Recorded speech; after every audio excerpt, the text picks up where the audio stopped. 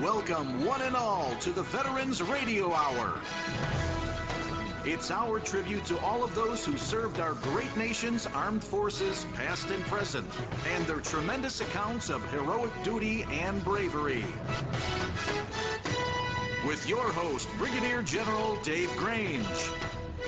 And now, coming to you live from our Veterans Center studio, here is General Dave. Good evening, October 27th, 2002, and tonight's show is going to be a good one. Department of Veterans Affairs Today. It's really an extension of two other veterans shows we've had in the past about disabled veterans and veterans medical care. A lot of dialogue, a lot of questions, a lot of concerns. And so we're going to do that tonight. We have three great guests. We have Dr. Robert Roswell, the Undersecretary for Health in the Department of Veterans Affairs. We have Dr. Joan Cummings, Network Director of Veterans Integrated Service Network number 12. And we have Mr. Michael Olson, the Director of Veterans Affairs Regional Office right here in Chicago. And we'll be going into some questions, some dialogue on the Veterans Affairs Today momentarily. Let's go to Kenny first. Thank you, General Dave. And remember, this is the Veterans Radio Hour, and you are listening to us either on one of the radio stations near your home, where you can call in at 866-928-2329 and ask any question that you'd like, or on our website, veteransradiohour.com. And right up there on the right-hand side, click onto our chat room and go live with us chat-wise. General Dave. Okay, tonight's show will be dedicated to Command Sergeant Major Theodore Doble, otherwise known as Mr. Big Red 1, from the 1st Infantry Division. He was born in the United States of America, but went back with his parents to Poland in 1921. In Poland, he trained with the Polish military from 1931 to 1936, starting at the age of 16. And then he returned to the United States of America in 1937. He enlisted in the United States Army in 1938.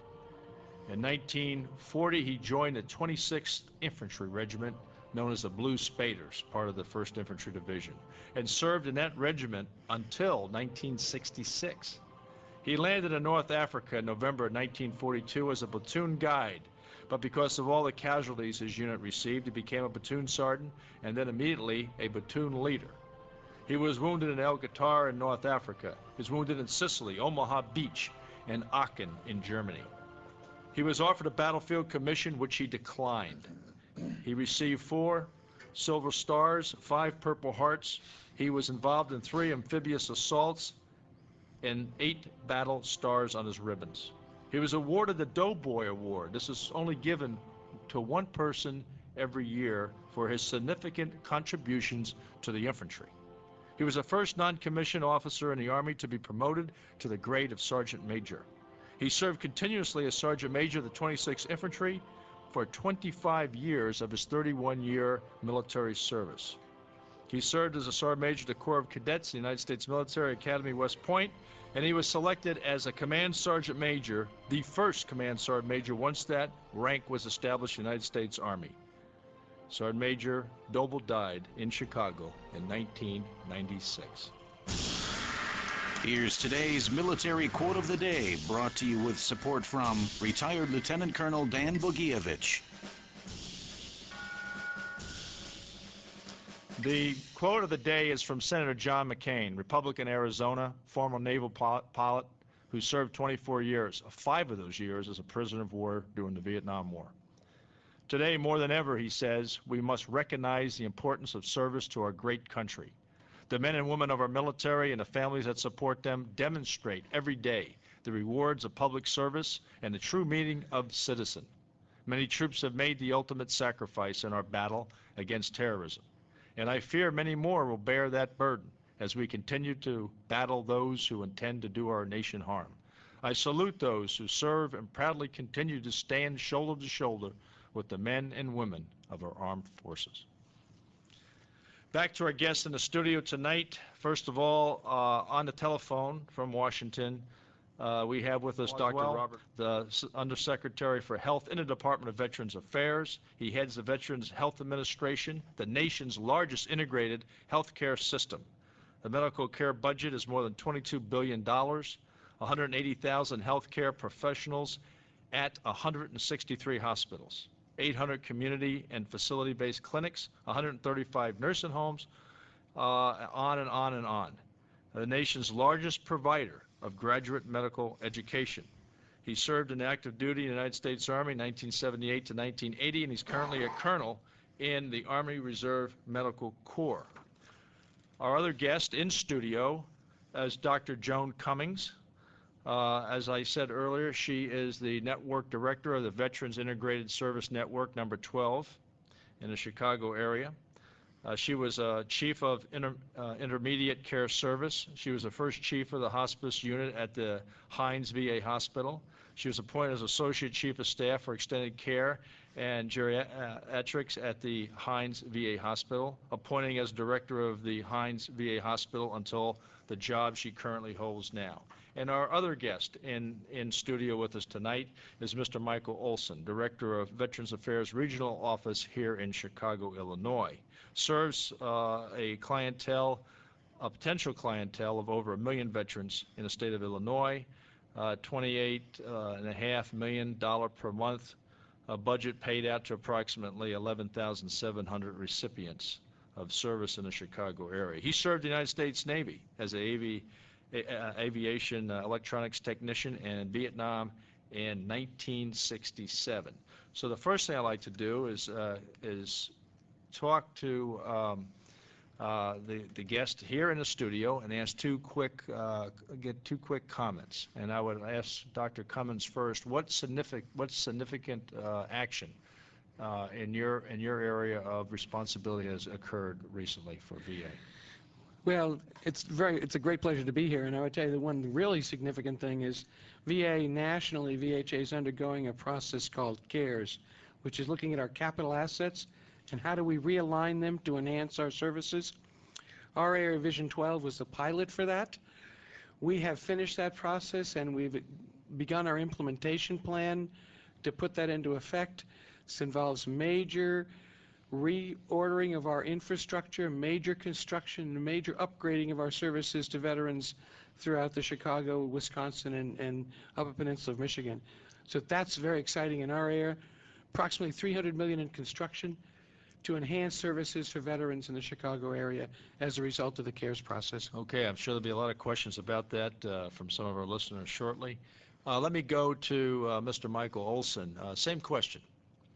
I guess I would say the most significant thing this year is we have made considerable progress in the timeliness of processing claims for service-connected disabilities and those kinds of things.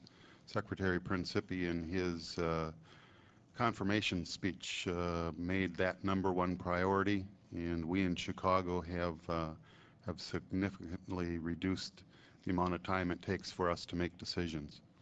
Thank you, Michael. I'd like to, good evening, Dr. Roswell, you with us, sir? Yes, I am. Well, thank you very much for joining us tonight. We really appreciate it. My pleasure. Let me start off tonight and ask you a question as well, if you don't mind.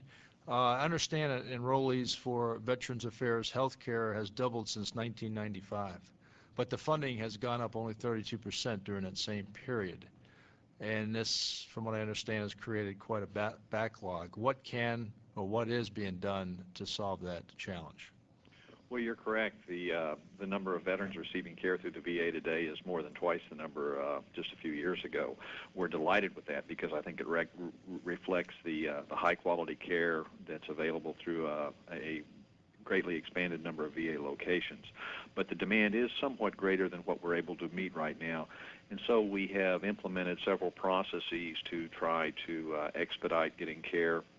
Any veteran enrolling in VA for care is screened to see if they have an urgent or emergent need for care. Obviously, those people are put at the head of the list and are seen immediately. We then have begun an effort to expand our primary care capacity, looking at ways to accommodate more veterans with the limited staff we do have available until such time as we can expand our staff. Each of the regional directors around the country have developed plans to work down a waiting list, and we're monitoring that on a regular basis, and actually we're making very good progress towards reducing those waits. Does the House Bill 5250, the Veterans Health Care Funding Guarantee Act for 2002, what's the status of that bill, and does that solve part of this problem? Well, it might solve part of the problem. There is a Senate companion to that bill that's been introduced, and that was a big hurdle to get over because for a while there wasn't any accompanying Senate legislation. Essentially, that bill would make VA funding mandatory. It would look at the number of veterans enrolled in VA care and then require the Congress to appropriate the dollars available for that. I think that may be, depending on how it's scored in the Congressional Budget Office and how it aligns with the Congressional Budget Agreement, it could be a way to move more dollars into VA health care. Certainly, that's the real issue. Right now, we have more veterans who want care through the VA than the dollars will permit. Now, I guess if it's stalled a bit, I understand, but if concurrent receipt goes through, will that not cause even more problems on backlog? Well, it could potentially cause some problems because there wouldn't be any offset. I think, though, that in fact may be more of an impact on the backlog in claims processing. Well, it's cutting into the money, the medical disabled pay as well as the service pay. I mean, I guess it's all quite a challenge. It's all a money issue to provide the quality, and then of course, on the contrary to that is that hey, we're talking about people, veterans that were either injured and served, and everybody's fighting for these dollars. Yeah, no, there's no question. I mean, they're all taxpayer dollars, and that's very important. The disability payments made by the Department of Veterans Affairs are, in fact, an entitlement. They come out of mandatory spending, so they're not in competition with the health care dollars. By the same token, the concurrent receipt, which would primarily affect the offset to the military retirement pay, which is not a part of the VA appropriation. So from a health care perspective, it shouldn't have a great impact, but as you have correctly implied, it does affect the total congressional budget situation. It would have an effect on the claims processing that we deal with in my office. People now who are retired from the military and have a service-connected disability, they either receive that and reduce their military retired pay, or they get their full retired pay. If concurrent receipt came in, certainly we would have to adjudicate more claims. More retired people would probably come in for claims for service-connected disability. So it would have a significant impact on the workload that we have to deal with. Yeah, Dr. Olson, that was Mike. Dr. Roswell, that was Mike Olson. Right. No, I understand, and he's absolutely correct. I think the fact that you would be able to draw both retirement benefits and disability benefits would encourage people to make sure that any disabilities were fully adjudicated through the Department of Veterans Affairs, and it would certainly increase the number of people seeking disability compensation, we believe, and that in turn would require some additional medical evaluation, but should not directly affect the health care budget. We have a caller on a line. I'd like to go to his question and get some of the people out, some of our citizens involved in this. I believe it's Roy Dolgus. Roy, are you there? Yes, sir. What's your question, sir? My question is, the VA wants to provide quality care for veterans, but with the closing of a Lakeside VA hospital, I just don't think this is going to be very fair to these people. I think that it has to deal with Lakeside. Could you answer that, Dr. Cummings? Yes, I can indeed. Many of the veterans who are served at Lakeside actually live on the south side of Chicago. We are very cognizant of the fact that they've been going to Lakeside for many years. We are making a careful plan to move the inpatients to West Side. The outpatient care will still stay there until we have plans for alternative care for the outpatient. So I believe, given where the veterans live and the demographics, that having both Northwestern and University of Illinois work together with our staff for the inpatient at Lakeside to be moved to Westside, I think will handle those issues. It is a change, but I think we'll be able to give the same high-quality care they're receiving now. Now, I heard about this in a few of the veterans functions I've attended, and part of the problem, at least the perception of a problem, is that it's a breaking a promise of closing Lakeside. I don't know. You said there's an alternate means available.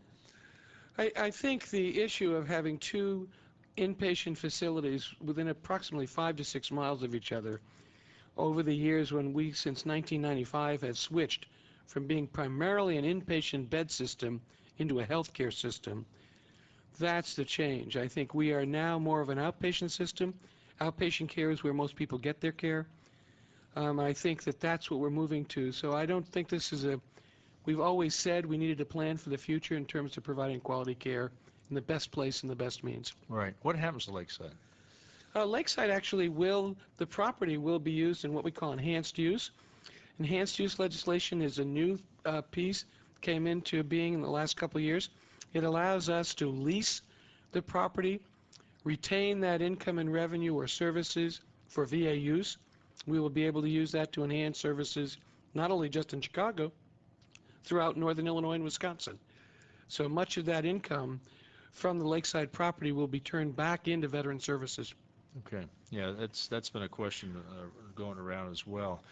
We have an email question from an Art Heffelfinger in Montana, and he has some experience in VA hospitals in that state and understands some of the situations that veterans face. He says there's occasionally intimidation and retaliation against those pursuing grievances, those veterans pursuing grievances by the hospital staff at the VA hospitals. Does anybody care to answer that, or is that in fact true? Does that happen quite often to our veterans? We have actually set up for our area, and I believe this is true, Dr. Roswell made a comment throughout the country, we have actually a grievance process that starts internally, and if there's a disagreement over treatment or necessary treatment, we then have an external process where they can get outside of the hospital and talk to someone else about that. We have used that actually, in my experience in the last 2 years, once in our 3-state area. So I think the process is there. I'm not aware of retaliation or problems with veterans, but I think there may be that fear. But this is something they're entitled to.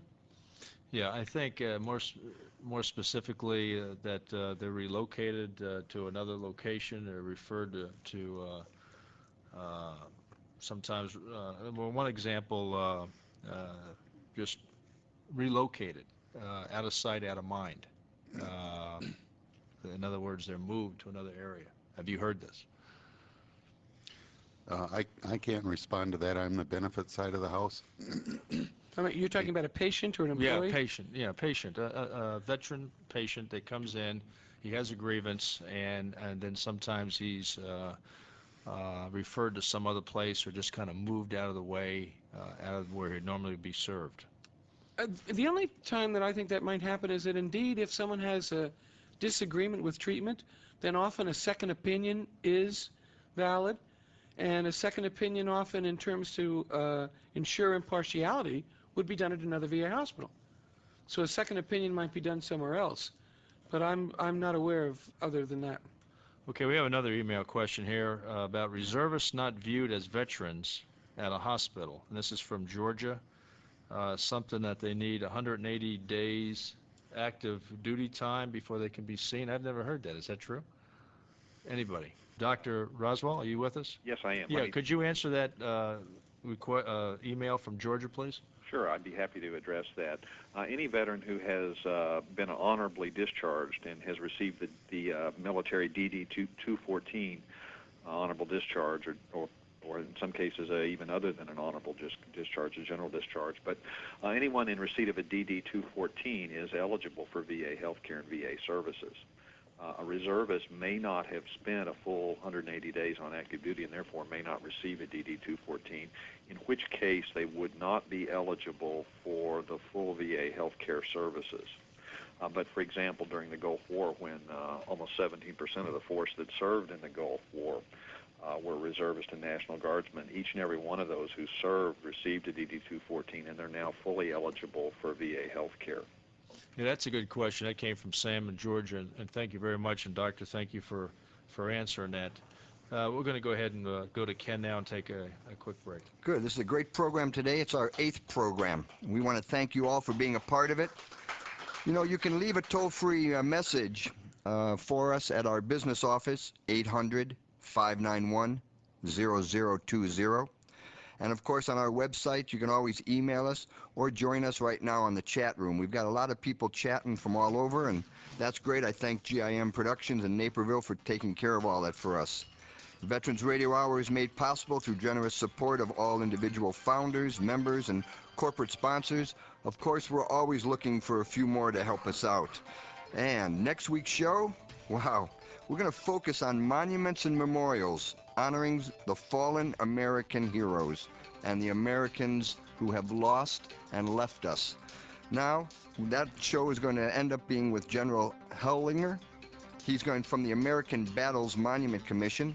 We'll also have Jan Scruggs, founder and president of the Vietnam Veterans Memorial Fund. So you can write to our radio station here in Downers Grove, primarily through the emails. We need to thank people like Carol Murphy and Mike Sparks and Mark Eli for doing all the research for us and keeping things up to date. Oh, we also need to thank Rocco's Pizzeria. Rocco's keeps sending us pizzas every week to help entertain some of our live audience. If you want to be a member of our live audience, please join on. Come on over. We'd be more than happy to have you here. I'm now going to break away for our commercial outline, and we'll be taking it to our radio stations. Stick with us on the internet. We're going to keep streaming after our show as well.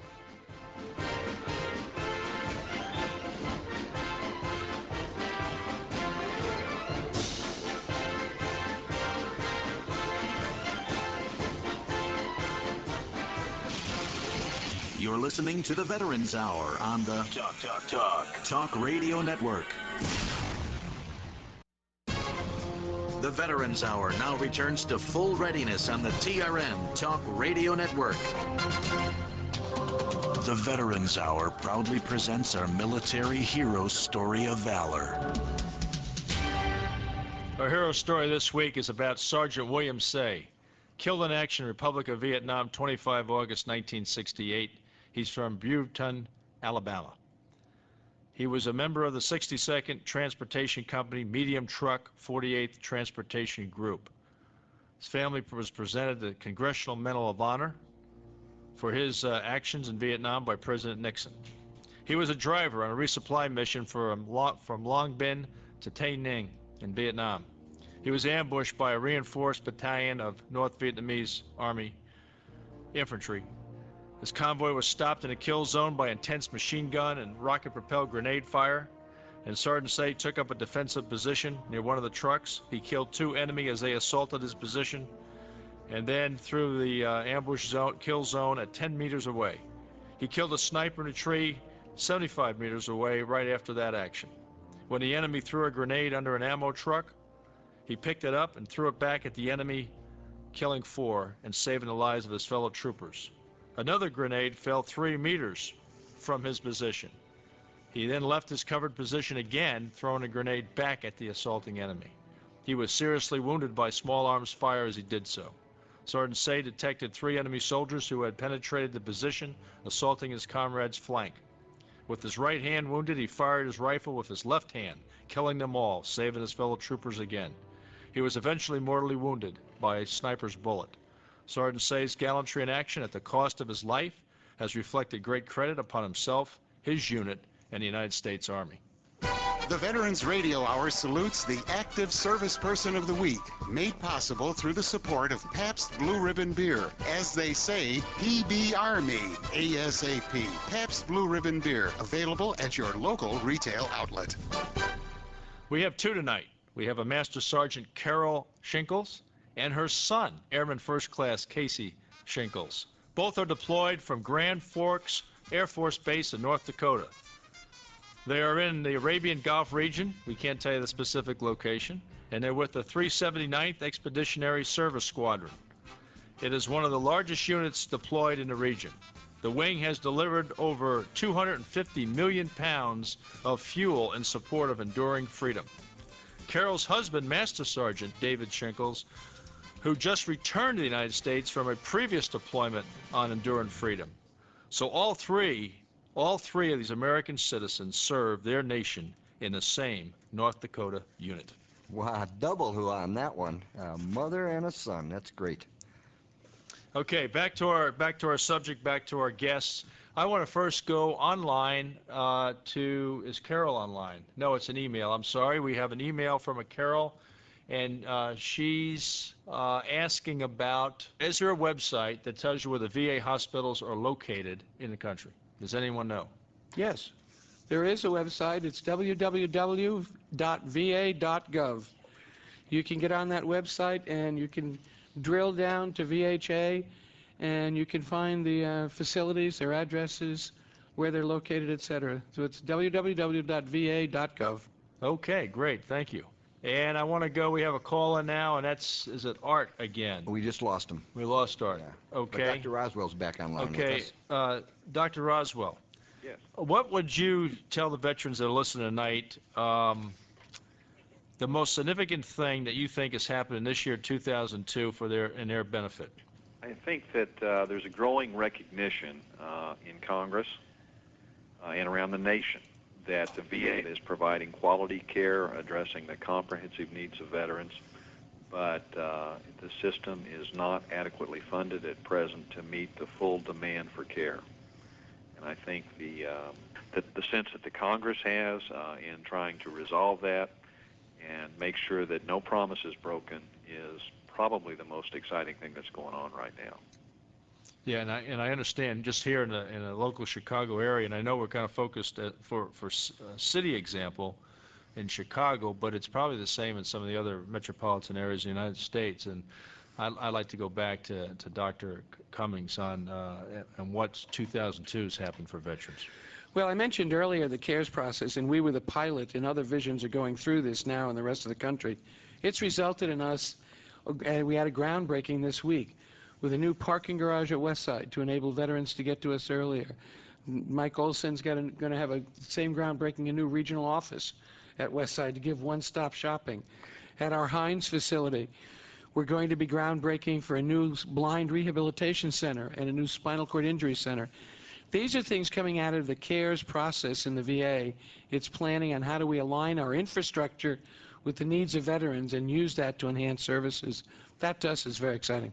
Yeah, that is great. And a lot of times, we hear problems for the Veterans Affairs, and I want to make sure in our program that we hear the good and the bad, as there's a challenge that we have to take on and fix for America's veterans. We do have Art Heffelfinger back on from Montana, and I believe he wants to be more specific on an earlier question that he could probably articulate much better than I can. Art, are you with us? I am, General. How are you this evening? I'm fine. Thank you for coming back. Would you like to ask our guest the question in your words, please? Well, just a couple of things I wanted to clarify, and that's, first off, I don't ever mean to imply that this issue of retaliation is somehow VA-wide or even VISN-wide. People of the caliber of Dr. Roswell, a graduate of the University of Oklahoma, an Army officer, and I believe the doctor actually was, for 5 years, head of the Persian Gulf Coordinating Board, as a matter of fact, so I kind of came into contact with them twice around, Vietnam and Persian Gulf as well. We can document locally cases which we find very disturbing. A veteran stands up and gives public testimony before a legislative subcommittee critical of the VA hospital. 3.5 hours later, almost to the minute, according to the date-to-time group and the record, the veteran has very negative remarks put into his medical file, which can impact negatively on a pending claim. Now, I find it a little difficult to believe, given the timing of this, that action is somehow coincidental. And even if it's an isolated incident, as I suspect it was, it certainly conveys a certain tone or message to other veterans who would presume to stand up and voice their opinion of medical care problems as they might arise. We also see some similar things happening with the staff, at the staff level of the hospital. A case where a particular staff member may be very proactive, advocating for veterans, comes in the next day and finds out he no longer has the office he had the day prior. His office is now at the reception desk or in the hallway in a folding chair. Now, is this retaliation? The man is not fired. His pay grade is not downgraded. He's still at the VA hospital, but come on. It really raises some questions, some proprietary questions that I would certainly encourage the hierarchy of the Veterans Administration to consider. Again, I do not maintain that these problems are widespread. God forbid, I hope not. But it sets a certain tone, and it's a tone that I'm sure people of the caliber of Dr. Roswell don't want to see propagated throughout the system. Well, I'm sure he doesn't. And Dr. Roswell, can you make a comment on that, please? Well, certainly that's not the type of behavior that any of us would condone in the Department of Veterans Affairs. I think that when we hear a report like that, it's very chilling, and it's something that needs to be fully investigated. We do need the specifics, and we'll look into that. But let me assure your listening audience that the Department of Veterans Affairs has one purpose and one purpose only, and that's to serve veterans and to do that in a way that honors their service to America. And certainly any type of retaliation or any action that would any way impede a veteran's choice is something that we simply will not tolerate. Yeah. And I think that's the intent. There's no doubt about it. But if there, just like in any organization, civilian or military, you have to police up the battlefield here and there every day, and I'm sure there's some issues that do come up, and part of it's not maybe factual, but it's a perception of an issue, which is very powerful in the moral domain. In the psychological factor comes through and really causes a veteran to say, hey, I'm not being taken care of the way I thought I was, or whatever the case may be. So a lot of it, I think, is also a perception of that. It's another issue about sometimes there's a problem with the diagnostic and the treatment of life-threatening conditions of veterans, that they're not seen right away, and some issues happen because of that. Now, I've heard that on a previous show. Any comment on that? I can just kind of comment from our local area. We have, there are waiting lists. Dr. Roswell alluded earlier to the fact that there are more veterans trying to see us than we have capacity for at this moment. But I know, but in our, as Dr. Roswell mentioned, and with us, when we put people on a waiting list to say you're going to get access to us at some time in the future, it's always done with the caveat that if you have an urgent problem, or if you don't have medical care in the community now, then you come to our medical center and we'll take care of that.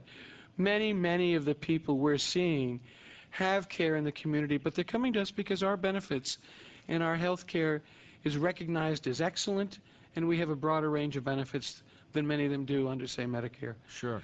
But that caveat of medical urgency always jumps a waiting list is something we try and drive home to all of our clinics, all of our medical centers. Right. Okay.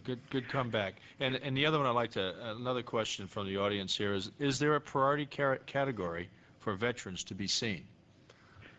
Recently, we've implemented a rule that does give priority for scheduling of appointments, routine appointments, to veterans who are 50% disabled by their military service, what we call 50% service-connected or greater. And they do receive a priority in getting scheduled appointments.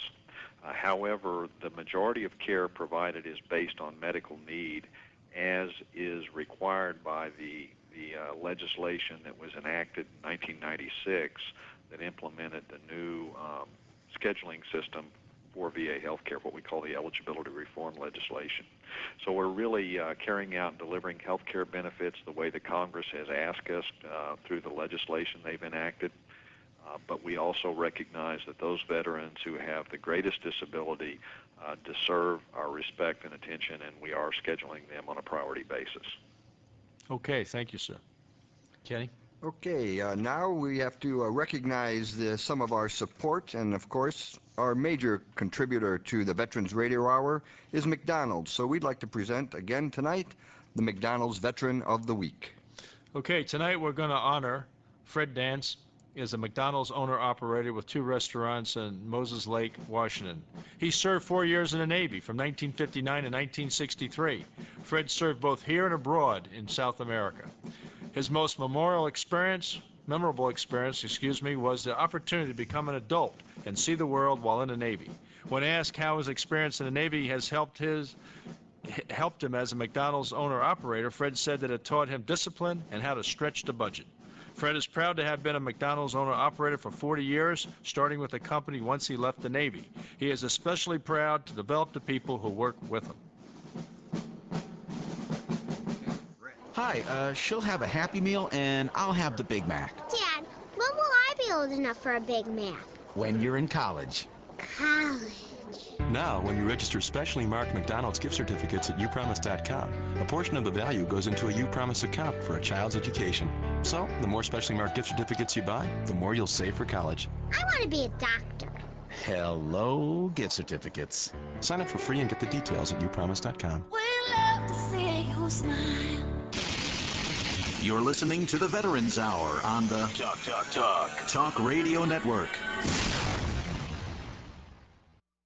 Weigh anchor, mates. The Veterans Radio Hour now continues full speed ahead on the Talk Radio Network. Aye, aye, sir. And now, with the update on military news from around the world, here's General Dave reporting. On Veterans Day, Monday, November 11th, from 5 to 9 p.m., all 400-plus Golden Corral restaurants spanning 39 states will offer veterans and retired and active duty members of the United States military a free dine-in dinner buffet plus beverage. This offer is also extended to members of the U.S. Reserves and National Guard. All they have to do is state their military status when coming through the order line that night of the event. And this is not a paid commercial. We're just recognizing people that do great things for our veterans. That's an amazing thing. Yeah, that's wonderful. If you recall, Outback did the support for the people fighting in Afghanistan. Another great example of helping the veterans. We're back again, and we have an audience question I'd like to bring up. It's more specific than some of the others, and is diabetes. It's presumed by many that it's service-related illness if you're exposed to Agent Orange from service in Vietnam. Is that true or not? That is true. In the summer of 2001, regulations were finalized that allow us to pay service-connected disability compensation for people who have adult onset diabetes if they were in Vietnam and presumed to have been exposed to Agent Orange. That includes any secondary conditions that might come as a result of adult onset diabetes. We've had thousands of claims come in since that time, and we work closely with the hospital side of the house to get examinations that allow us to make those decisions. So for sure, that is a presumed condition. Okay, Joan? Yeah, medically, that's very, very important. Adult onset diabetes is a very common disease in older individuals, and those individuals who are in Vietnam need to apply for the service-connected compensation. This is a very common disease and can be very devastating.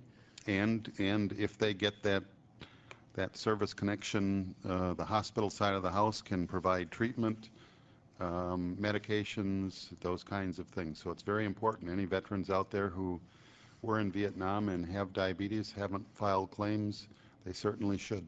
Yeah, that's a great question, and thank you for the answers. We appreciate it. There's a from Joe from Chicago.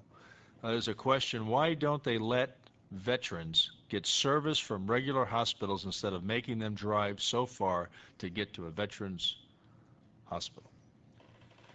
The VA was really established to provide health care services to individuals, many of them service-connected or disabled and low income, as a way to provide those if individuals weren't getting it.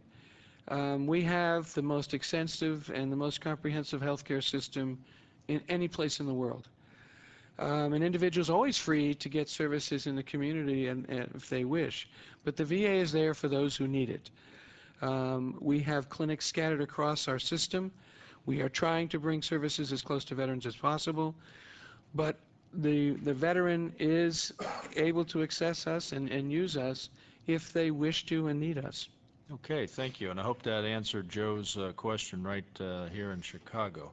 What I'd like to do, we have a few minutes left, and I'd like to have each of our guests take about a minute to give some advice from their experiences to America's veterans on VA tonight. Now, I'll start off with Michael. If you'll go ahead and take a minute, please. My advice to veterans is pay attention to what benefits are available. Recognize that when you file a claim, it's your claim. Take an active interest in that claim. Provide medical documentation for any disabilities you're claiming. Work closely with veteran service organizations who represent you before us. That would be DAV, VFW, American Legion, Vietnam Veterans, and a whole host of others who we work very closely with to make sure that that veterans who file claims get good representation. There was some discussion earlier about grievances. Service organizations, in fact, help to represent veterans before us so that any grievances get addressed early on in the process. Okay, I want to go to Dr. Cummings on her wrap-up. My advice would really be a little bit of a follow-up with what Michael just said. Veterans need to stay active with their veterans group. They need to pay attention and try and work with VA and look at what's happening, access services as they need. They need to be proponents for other veterans. So when other veterans that they may see have disabilities or problems, they need to help refer them to local facilities and a local VA. But I think my biggest advice is to try and use the VA as you need to, and try and tell others and other veterans' families about the VA. Okay, great. I do. I use Heinz. Okay, and finally, I'd like to go to the Undersecretary for Health in the Department of Veterans Affairs, Dr. Roswell. Sir, you have the last word. Well, thank you, General. It's been a pleasure to be here tonight. I would just like to remind all veterans everywhere that the VA healthcare system, the Department of Veterans Affairs, has undergone some remarkable changes over the last several years.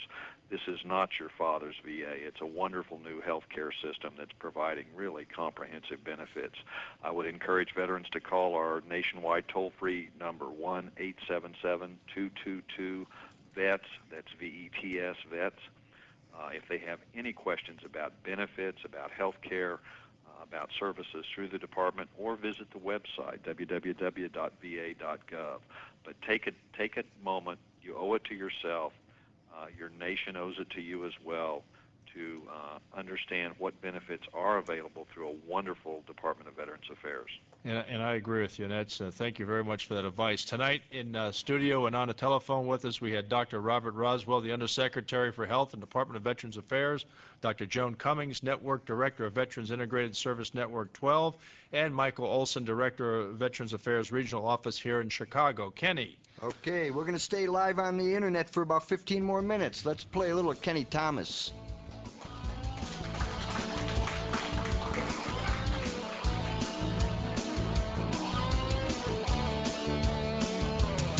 We have all come face to face with opposition, when the only choices are stand or run. And a heart that's strong and steady beats within. Many a time these legs have gone the extra distance, because the race we Yeah, that's a song from Kenny Thomas, one of our Black Hawk Down good buddies that was on with us a little while ago. Yeah, Third Ranger Bat, yeah. Columbus, Georgia. Amazing guy. That was a great show we had. I was really glad to be a part of that. We're here right now talking about a little bit more on the internet. Those of you that stayed plugged in with us, continue on chatting with us. We've got a lot of chat room going on. Joe from Chicago was totally amazed, Dave, that you got to his question so fast. So our chat master said to him, well, that's technology. Can you believe it? That's information warfare. That's it. The warfare started. We're still going to be here now live with Michael Olson and Dr. Joan Cummings and, of course, General Dave.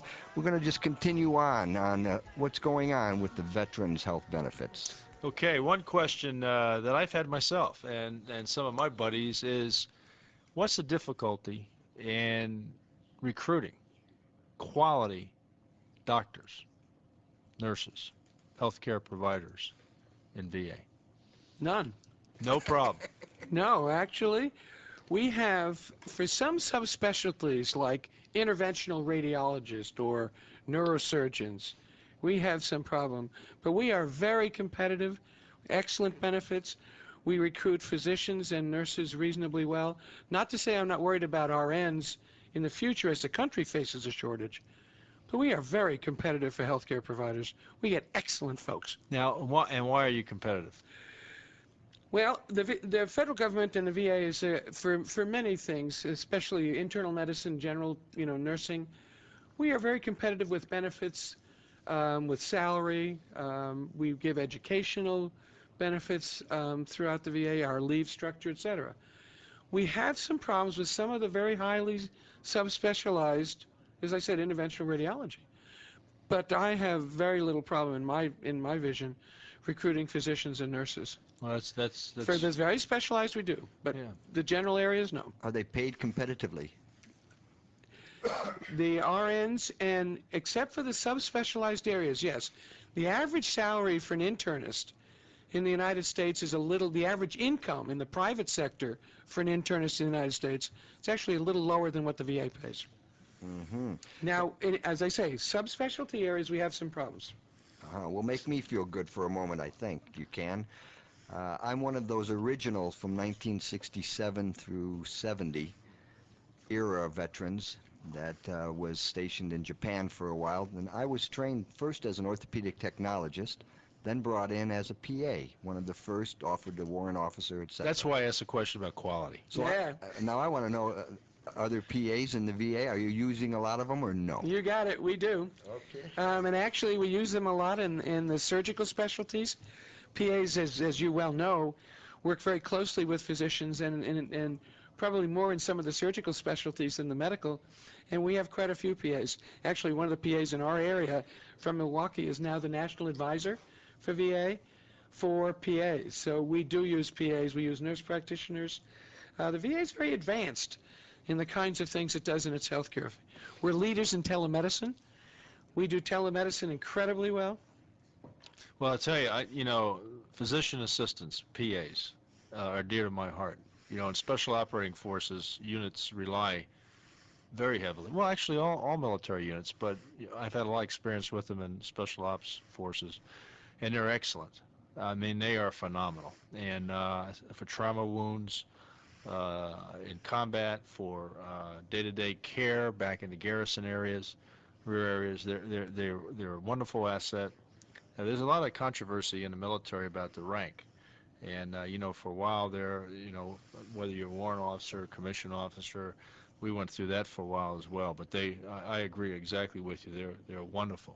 I'd like to go to Mike a minute. Just, Mike, can you just tell us a little bit about, and I didn't give you enough time to do that early on, what your office does for veterans? I like to say we're the money people.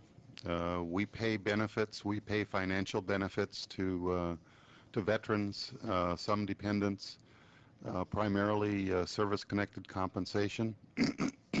We also pay pension for veterans who served during a wartime period with at least 90 days of service. If their income is quite low, we will pay a pension.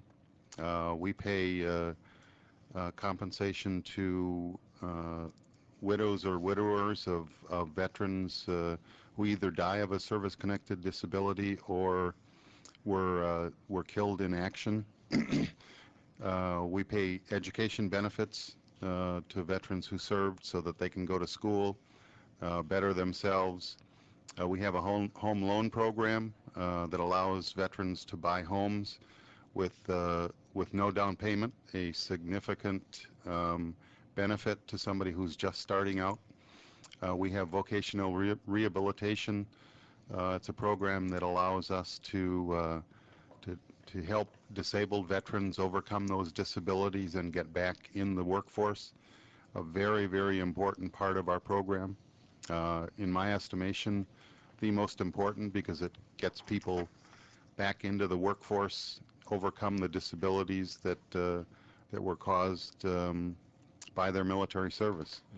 What about this concurrent receipt? How are you facing and dealing with all of that? And the politics of it, apparently. We administer the laws as they're written. I certainly don't politic. What we are looking at is hiring additional people nationwide in anticipation of an increased workload, part of that coming from concurrent receipt. And we're also facing a problem with an aging workforce. Folks who started about the same time that I did and are about my age and are facing retirement.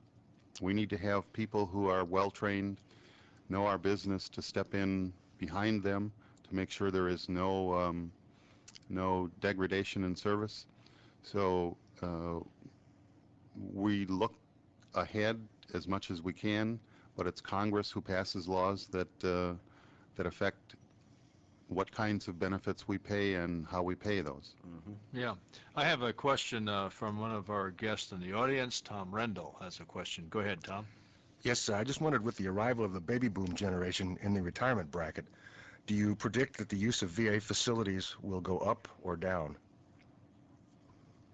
Are you talking healthcare facilities? Healthcare facilities primarily, sure. I think that depends upon what Congress does or doesn't do with Medicare. One of the major impetus that we're seeing now is folks that are going into the Medicare arena, and Medicare has no prescription drug benefits, and many of those veterans are coming to us if they have disease that have significant medication.